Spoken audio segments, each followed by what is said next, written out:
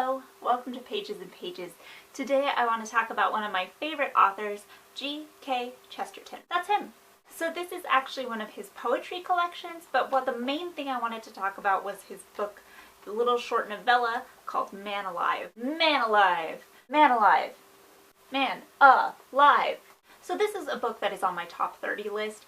It is one of my favorite books. It is a book that I would like to recommend to you, and it is a book that has problems in it. And I want to talk about some of those problems. I first read this book about 2 years ago. I was sitting on a leather couch. It was 2 a.m.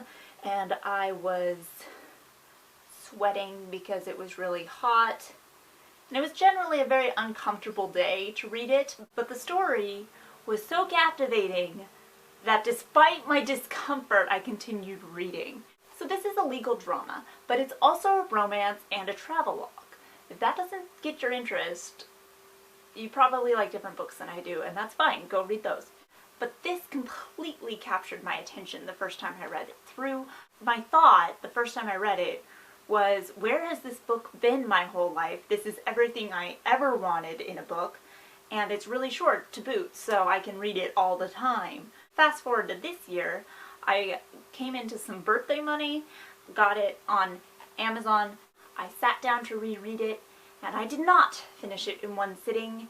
In fact, I agonized over it for about a week because there were some things in it that I noticed that were very different from the first time I read it. Some problems, I would say. It has come to my attention both through this book and also in this book, which, all things considered, this is an essay collection of G.K. Chesterton's that I've been kind of slowly picking and choosing my way through, that there are some big issues that G.K. Chesterton has a stance on that I really disagree with. Two things especially have come to my attention. The first one is that G.K. Chesterton in no way can be described as a feminist, and the second one is that he probably is a racist.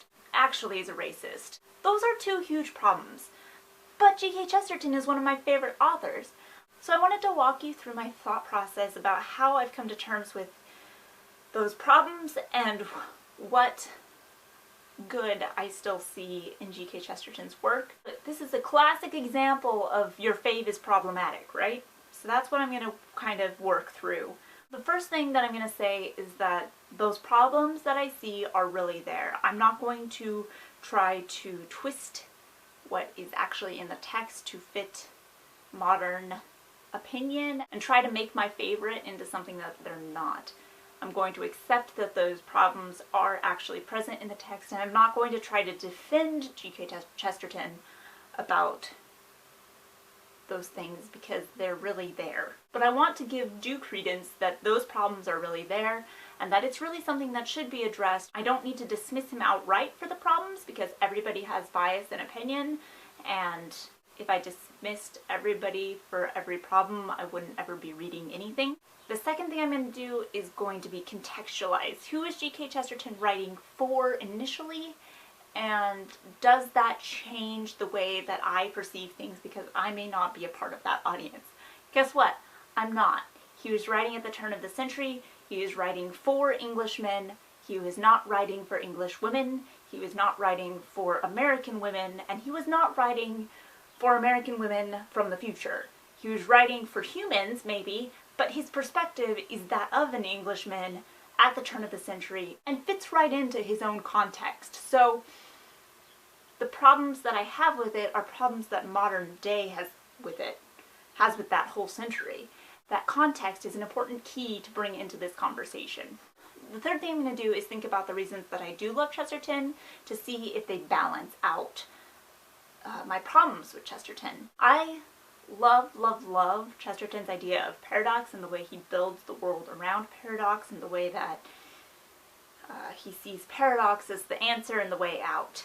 That resonates very strongly with my experience of the world, even though it's a very different experience. And what I particularly love about Man Alive is the way that he brings out this kind of idea of paradox in really fantastic, lovely images and stories.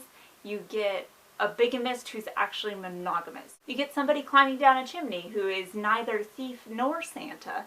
So there's a lot of cool instances in the text where things can be one way or another, depending on the lens you're looking at it through, but actually is both. So I love that G.K. Chesterton embraces the paradox that is life, and not only does that, but he writes it in a way that is both whimsical, romantic, and true. Even if that truth is an ugly truth sometimes. I think that he embraces that, and I love that about his work. So I would love to hear your thoughts on Man Alive. If you've read it, if you haven't read it, I suggest that you go read it. It's really short, and it's a really great conversation starter as far as books go. I want to know if you think it's more of a romance or more of a legal drama.